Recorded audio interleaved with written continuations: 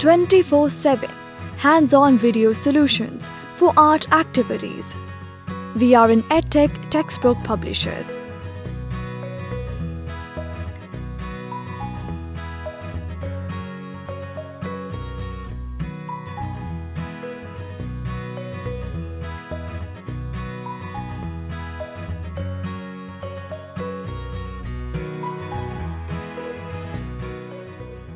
इस सफ़े की मश्क में हम तस्वीर में दिखाए गए रंगों को देखते हुए नीचे खाली जगहों में रंगीन पेंसिलों से रंग भरेंगे।